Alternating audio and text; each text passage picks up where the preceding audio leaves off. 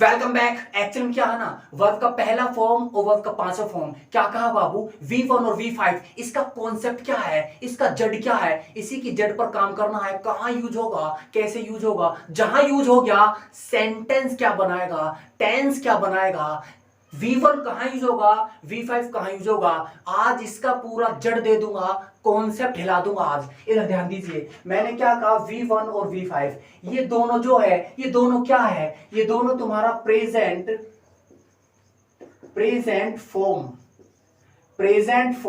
Of the verb है। क्या कहा बाबू, present form of the verb. कहने का मतलब प्रेजेंट में ही यूज होगा। किस में यूज होगा बाबू, प्रेजेंट में। V1 और V5 present form of the verb. उसके बाद V1 है तुम्हारा प्लूरल। क्या है जी, V1 है प्लूरल और V5 है सिंगुलर। समझ में बात आ रहा है ना, पढ़ा नहीं रहा, कॉन्सेप्ट दे रहा हूं। मैंने क्या कहा, V1 है प्लूरल, V5 है सिंगुलर। सर ये V5 बनता कैसे है, इसका कॉन्सेप्ट क्या है। यदि V1 के साथ S या ES लगा दिया तो तुम्हारा क्या बन जाएगा, V5 बन जाएगा। सर एग्जाम्पल के तौर पर मैंने लिखा गो प्लस ES कर दिया, बराबर क्या हो गया तुम्हारा, गोज हो गया। गोज क्या है तुम्हारा, V5 है। मैंने क्या कहा तुमसे, ईट प्लस S हो गया। उसके बाद तुम्हारा क्या हो गया, ये हो गया तुम्हारा ईट्स क्या है तुम्हारा, V5। कहने का मतलब यदि वर्ब के पहले फॉर्म के साथ S या ES लगा दिया जाए तो क्या बन जाएगा, V5। जैसे कि मैंने कहा WASH प्लस ES होगा, उसके बाद तुम्हारा क्या हो जाएगा, WASHES वोसिस क्या है तुम्हारा, V5। उसके बाद मैंने क्या कहा, मैंने कहा इधर ब्लेस प्लस ES कर दिया तो क्या बन गया तुम्हारा, ब्लेसिस। तो यहां पर क्या है तुम्हारा, ये क्या, V5। लेकिन ये वर्ब का पहला फॉर्म के साथ जब S या ES लगता तभी तुम्हारा बनेगा V5। लेकिन यदि ये तुम्हारा नाउन प्लस S या ES हो जाए तो क्या करेगा, नाउन प्लस S या ES हो जाए। जैसे कि मैंने कहा तुमसे बॉक्स, तो बॉक्स प्लस हमने ES कर दिया तो ये हो गया तुम्हारा बॉक्सेस। तो कहने का मतलब क्या है बाबू, कॉन्सेप्ट क्या है, V5 तभी बनेगा जब तुम्हारा वर्ब की फर्स्ट फॉर्म के साथ S या ES लगेगा। और यदि तुम्हारा यहां पर नाउन के साथ यदि S या ES लगा दिया जाए तो नाउन को प्लूरल बना दिया जाता है। क्या भाई, नाउन को प्लूरल बना दिया जाता है। जैसे कि मैंने यहां लिखा ब्लेस प्लस ES क्या हो गया, ब्लेसेस। यदि मैं यहां पर क्लास लिखता हूं तो क्लास प्लस ES होगा तो तुम्हारा क्या हो जाएगा, क्लासेस। तो क्लासेस क्या वर्ब है, नहीं नाउन है। कहने का मतलब यदि V1 के साथ प्लस S या ES लग जाए तो क्या बनाएगा, V5। यदि किसी नाउन के साथ S या ES लग जाए तो क्या बनाएगा, नाउन को प्लूरल बना देगा। उसके बाद क्या है, उसके बाद कॉन्सेप्ट क्या है कि यहां पर जो ये V5 है इसका यूज क्या है, इसी के यूज पर काम करना है। इधर ध्यान दीजिए, मैंने क्या कहा, V1 और V5 इसका कॉन्सेप्ट क्या है, कहां यूज होगा। मैंने तुम्हें बता दिया था V1 प्लस S या ES हो गया तो तुम्हारा बराबर हो गया क्या, V5। लेकिन कब ये S लगेगा, कब ये ES लगेगा, ये भी तो कॉन्सेप्ट है। कब ये S लगेगा, कब ES तुम्हारा जब लगेगा जब वर्ब के लास्ट के एक या दो लेटर SH हो, CH हो, O हो, Z हो, X हो, SS हो। क्या कहा बाबू, जब तुम्हारा वर्ब के लास्ट के एक या दो लेटर SH हो, CH हो, O, Z, X, SS हो। जैसे कि मैंने कहा टीच, तो टीच प्लस ES होगा और तुम्हारा ये क्या बनेगा यहाँ पर, टीचेस। तो टीचेस क्या है तुम्हारा, V5। क्योंकि CH आ रहा है तभी तो ES लगा। यदि तुम यहां पर कहोगे प्ले तो प्ले प्लस S तो यहां पर हो जाएगा तुम्हारा प्लेज। क्योंकि यहां पर क्या है, इसमें कोई भी लेटर ये वाला नहीं है। तो जिसमें ये लेटर ना हो उस वर्ब के साथ ओनली S, जिसमें ये लेटर हो तो उसके साथ ES। समझ में बात आ रहा है ना, पढ़ा नहीं रहा, कॉन्सेप्ट आ रहा है। इधर ध्यान दीजिए, अब ये यूज करना है। यूज कैसे होगा, मैंने क्या कहा, ये जो तुम्हारा V1 और V5 कौन सा टेंस बनाएगा, प्रेजेंट इंडेफिनिट टेंस। कौन सा टेंस बनाएगा जी, V1 और V5 तुम्हारा जो टेंस बनाएगा वो बनाएगा present indefinite. Present indefinite tense बनाएगा। सर कैसे? मैंने क्या कहा, तुम्हारा V1 क्या है? प्लूरल, और तुम्हारा जो V5 है वो क्या है? सिंगुलर।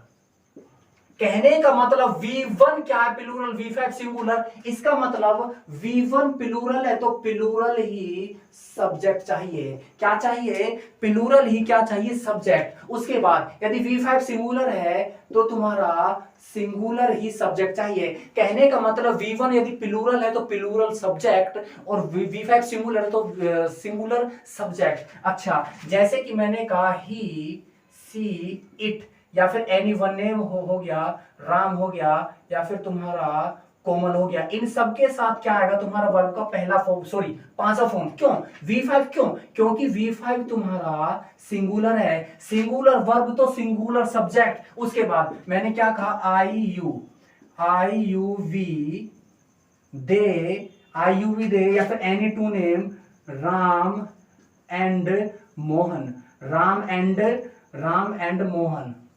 राम एंड मोहन, ये क्या है? तुम्हारा प्लूरल है तो क्या है? तुम्हारा V1। क्योंकि V1 क्या है? प्लूरल है, तो प्लूरल वर्ब तो प्लूरल सब्जेक्ट। दिमाग में बात आ रहा है? तो यही जड़ है, यही कॉन्सेप्ट है। मैंने क्या कहा? यदि यहां पर तुम्हारा सिंगुलर के साथ सिंगुलर और प्लूरल के साथ प्लूरल। अच्छा, उसके बाद क्या है? यदि मैं यहां पर करता हूं तुम्हारा ही कम हेयर। अब ये जो सेंटेंस है ये क्या है? ही कम हेयर।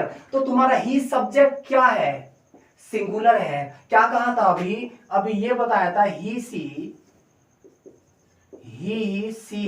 इट, या फिर एनी वन नेम है, राम है। इन सब के साथ क्या है? तुम्हारा V5। तो यहां पर ये क्या है? यहां पर तुम्हारा ही क्या है? सिंगुलर है। तो सिंगुलर के साथ तुम्हारा कम क्या है? वर्ब का पहला फॉर्म, और वर्ब का पहला फॉर्म क्या? प्लूरल। हो गया गलत हो गया। तो इस वर्ब को तुम्हें सिंगुलर बनाना पड़ेगा, V5 बनाना पड़ेगा, तभी तो सेंटेंस ठीक होगा। तो V5 है सिंगुलर, सब्जेक्ट भी सिंगुलर, तो यहां पर क्या आएगा तुम्हारा? ही कम्स हेयर, तभी होगा करेक्ट, क्योंकि सिंगुलर सब्जेक्ट सिंगुलर वर्ब।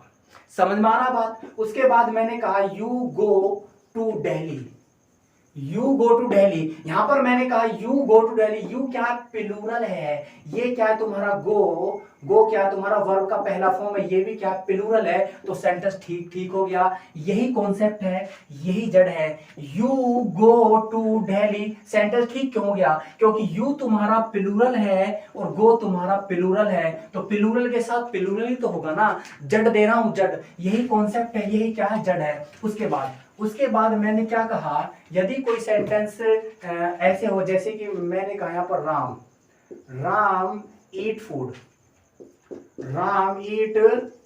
यहां पर ये क्या है? यहां पर राम क्या है? सिंगुलर है। यहां पर ईट क्या है? तुम्हारा V1 है। लेकिन सिंगुलर के साथ तो V1 नहीं आएगा, क्योंकि V1 क्या है? प्लूरल, तो प्लूरल ही सब्जेक्ट चाहिए, या फिर तुम्हारा सिंगुलर वर्ब चाहिए। तो यहां पर इसके साथ S लगा देना है। यहां पर राम ईट्स फूड। कहने का मतलब क्या है? यहां पर राम सिंगुलर तो वर्ब भी सिंगुलर, सब्जेक्ट सिंगुलर तो वर्ब भी सिंगुलर, सब्जेक्ट प्लूरल तो वर्ब भी प्लूरल। उसके बाद यदि मैं यहां पर ये कहूं वी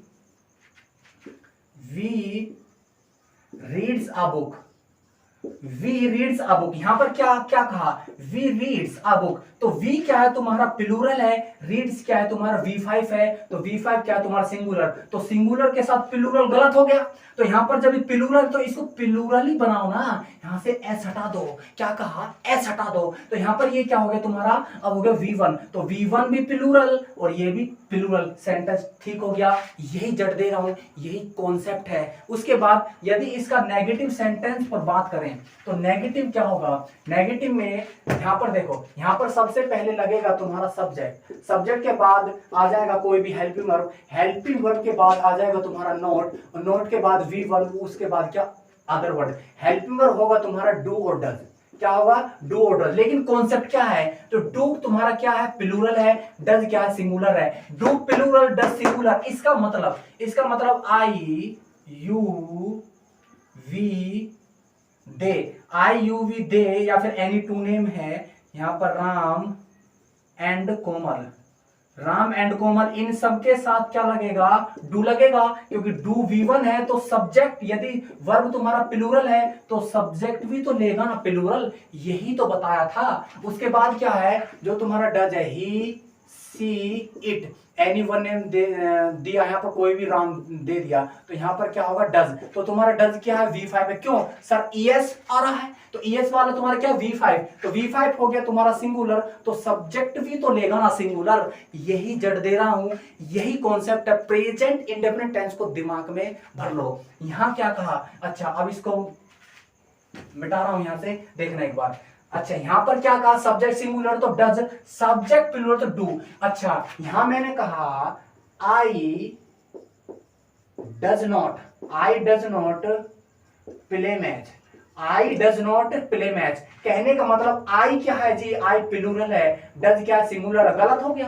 कहने का मतलब प्लूरल सब्जेक्ट तो प्लूरल वर्ब, तो यहां पर डू आना चाहिए, यही कॉन्सेप्ट दे रहा हूं। कहने का मतलब यदि सब्जेक्ट प्लूरल तो V1 आएगा, तो तुम्हारा डू क्या है, वर्ब का पहला फॉर्म है, डज क्या है, वर्ब का पांचवा फॉर्म है, डू क्या है, V1 है, तो V1 को क्या चाहिए भाई, प्लूरल सब्जेक्ट। यहां प्लूरल सब्जेक्ट दे दिया लेकिन सिंगुलर वर्ब दे दिया, सेंटेंस गोस्ट रॉन्ग, यही कॉन्सेप्ट है, यही जड़ है। उसके बाद यदि मैं तुमसे ये कहूं कि यहां पर जैसे कि मैंने कहा, यहां कहा ही डू नॉट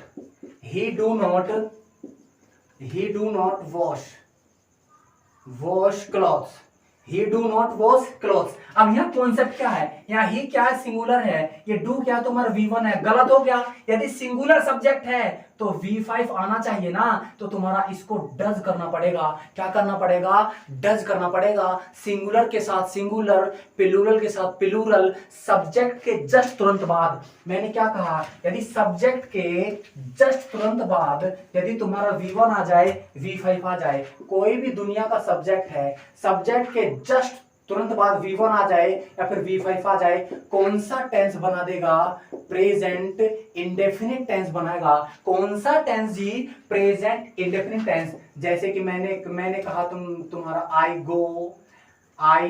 गो कह दिया, ही गो गलत हो गया, ये ठीक होगा। क्यों, क्योंकि तुम्हारा ही सिंगुलर, ये क्या तुम्हारा गोज करना पड़ेगा, तब तुम्हारा ठीक होगा। यहाँ पर एक सब्जेक्ट हो गया प्लूरल, ये वर्ब हो गया तुम्हारा प्लूरल, ठीक हो गया। सब्जेक्ट हो गया सिंगुलर, वर्ब हो गया सिंगुलर, ठीक हो गया, जड़ है। उसके बाद क्या है, मैंने यहाँ क्या कहा, they do not play, they do not play, they हो गया तुम्हारा प्लूरल, डू हो गया तुम्हारा क्या प्लूरल, ठीक हो गया। यदि तुम यहाँ पर ऐसा लिखोगे, राम डू नॉट वॉश, यहाँ पर तुम्हारा राम हो गया सिंगुलर, यहाँ पर ये डू क्या हो गया तुम्हारा प्लूरल, V1 हो गया, गलत हो गया। इसका मतलब इसको तुम्हें डज करना पड़ेगा। क्या करना पड़ेगा, डज करना पड़ेगा, यही कॉन्सेप्ट है, यही जड़ है। क्या कहा, जहां सब्जेक्ट के बाद यदि V1 आ जाए, V5 आ जाए, एक चीज ध्यान दे लेना, V1 है तुम्हारा प्लूरल, क्या है, V1 है तुम्हारा प्लूरल, V5 क्या है तुम्हारा सिंगुलर। तो यही कॉन्सेप्ट है, यही जड़ है। जहां सिंगुलर वहां सिंगुलर सब्जेक्ट, जहां प्लूरल वर्ब वहां plural subject. Okay, thank you, take care.